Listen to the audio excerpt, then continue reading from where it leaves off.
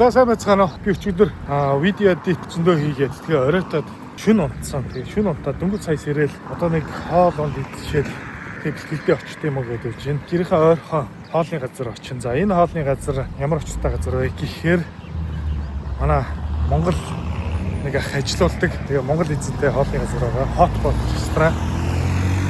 Дубаатад хэдүүлээ Hotpot ресторан бол харагдаад байдгүй. Тэгээд ахаал бас соёлыг хинчээд түгээж байгаа. Хүмүүс их ордог болсон байлээ, дуртай болсон байлээ. Өдөр нэг намхан байж байгаа орой бол өстой битүү хүмүүс ордог болсон байлээ. Одоо тэр газар очиж хоол идэх чинь. Тэгээ та бүхэнд бас танилцуулъя. Шүлтөө өстой хоол идмээр санагдсан үед очиж хоол идчихдэг. Маш хэрэгтэй газар байгаад байгаамаа. Энэ бууцаа, юуцаа, жууцаа, байцаа гэх брокколи байгаа халиад тий.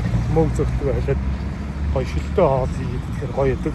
Өөрөө ч гэсэн дэлгүүрээс аваад хийж болно л доо. Гэтэ ахын бас бизнесийг дэмжинэ. Манай гэрээс ойрхон болохоор би алхаад явж. Хаа ч гэсэн хэрвээ Дубайд аялахаар бол хоолны газар ирж хоол идээрэй. Тэгээд Монгол хүний бас дэмжээрэй. Цөөхөн монголчууд байдаг учраас хийж байгаа хэдийнхаа нөө бизнесүүдэд бид хийдэг гэдэг. Тойрол нэг нэгэндээ туслаад яваад байвал бас нэг нэгэндээ дэмтэй. Дубайд бол арх тамхиг зарна. Хүмүүс Дубайд арх тамхиг зардаг юм болов уу гэж ярьдаг. За тамхиг бол зүгээр ингээд дэлгүүрс зарчихна. За архийг бол зөвхөн зөвшөөрлөлтөө ганц архины дэлгүүр л зарна. Сүлжээ дэлгүүрүүд байдаг. Зүгээр хүнсний дэлгүүр рүү ороод бол арх авах боломжгүй. За архины дэлгүүр рүү ороод бас хүнс авах боломжгүй. Тэгэхээр Африканы ресторан тэгээд MMA гэдэг хоёр юм сүлжээ дэлгүүр байдаг. Ямар нэгэн газар ороод хоол идэх юм бол маш үнэтэй. Тив хөдөлж авч уух, арх авч уух маш үнэтэй байдаг учраас их арх авч уудгүй. Ягаад тэгэхээр архины дэлгүүртээ 10,000 төгрөгийн фи байлаа гэхэд үйлчлэгээний газар очиод уух юм бол 50,000 төгрөг, 60,000 төгрөг, 70,000 төгрөг болж гисэн. Зарим газар бол нэг коктейл 120,000, 150,000 үнэтэй хүртэл байдаг. Энд тэгж шоу зингээ хөөх ямар ч хэрэг байхгүй. Ажиллаа хийгээл амьдрах хэрэгтэй.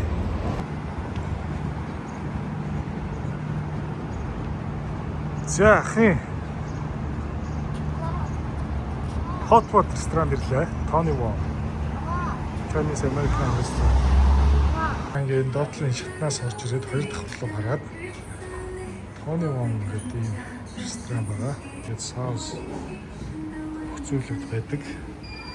Хамтлагчуд хараад за тэгээд энэчнээс юм уусандаага авчдаг. Ааш болохоор жимс юмс.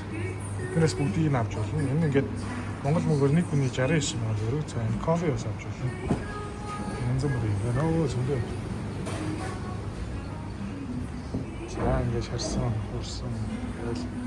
Спонсорээ за энэ ч нөгөө кэтеринг үйлчлэгээ хийдэг. За эднээс ус идэж болно. 69 мянга төгрөг төлөөд. Тэгээд нэг жоохон аваад тэгэл. За ийм Монгол хүний ажиллаулдаг ресторан байна. Ер нь бол хятад ресторан.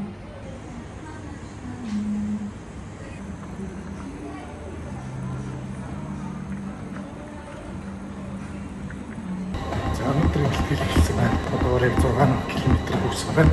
10 км өнөөдөр зөөлхөн гүнээ хасаа өдөр 5 дахь бэлтгэл маргааш бүтэнсээ өдөр холын бүлэнд хүн өнөөдөр хөнгөн бууж би маргааш бэлтгэлтэй бэлтнэ.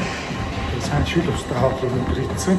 Маргааш би прогрессив ран хийгээд холын бүлтийг хийж байгаа учраас бичлэг хийгээд яваад байж чадахгүй хаа бүлгийн өндөр одон гүйж байсан. 26 км одон гүйн. Гэтэ би үзэл алтнаа бичлэг хийхэд үзье. Болчихвол бичлэг хийгээд байна. Маргааш хаан очиж өгөхгүй гэхээр далайн хэрэг дээр 6.5 км үргэлжилсэн уртгуултын зам байдаг. За тэргээ дуусгаараа цаашаа үргэлжлээд канал хийгээд Дубай даунтауныг ондор бүгд хэсэг байдаг. Тэгээд энэ чинь буцаж иргээд бүрээд ирэхэд яг 25-26 км болно. Бэлтгэлээж дуусчаад лого эдитлээд оруулъя. Үргэлжлүүлээд бас нэг ажиллаа хийх хэрэгтэй байна. Ажил маань бас видео эдит хийн Мартин Гэлзо 160. Тэгээд Гэлзо кафзо микс 320 микс 160 тэгтгэн мэддэг ашигладаг хол бүгж байгаа тохиолдолд микс солиг ашигладаг. Гэлзо бол 45 грамын нүүрс ус агуулсан микс 320 65 грамм төглөө 70 грамм л нүүрс усыг агуулна.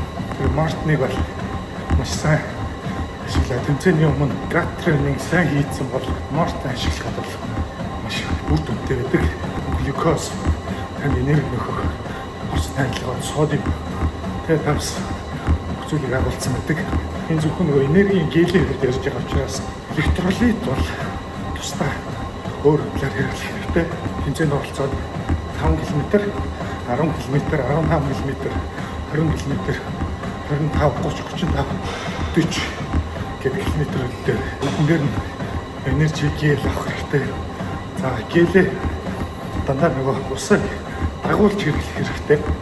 Эхлээд ус суугаад нэг балга ус залгаад тэгээ явж байгаа гэлээ 5 км дээр айжхан яг сандрахгүйгээр баг багаар мэдэж дуусгах хэрэгтэй. Нэг дор ингээд шахчвал нэгдүгээр амьсгал хөнгөрнө.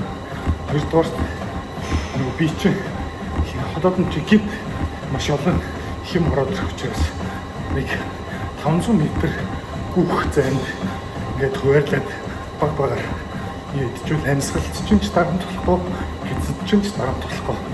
Тэгээд би бол анх шууд нэг шахаад хэрэгжилж байдаг гэсэн буруу байсан юм байлээ. Тийм учраас одоо л айгүй боломжтой зөөлийг хэрэгэлдэг болсон. Бараг 4-5 хуваагаад ийдэж дуусгана. Өтгөн найрлагатай учраас ингээд идэж дуусгадаг. За бэлтгэлийн үед ч гэсэн хэрэглэх хэрэгтэй. Уртын гүйлт, темпо гүйлт, интервал гүйлт гэсэн энэ гурван гүйлт дээр байнга ашиглана. Гэл 160 уртын гүйлтэнд темпо дээр гэл 100 тэгээд интервал дээр бас гэл 100 ашигладаг. За хөвчлэн микс 160 гэдэг тэгэх юм байна. Нэг бол темпо гүйлт, интервал гүйлт дээр ашигладаг бэлтгэлийн явцад. За микс 320-ыг бол уртын гүйлт дээр гүйж байгаа тохиолдолд 3 цагийн өмнө ашиглана. За өмнөх оройноос ууж ашиглах хэрэгтэй. Уртын холын гүйлтийг өмнөх орой гэсэн үг.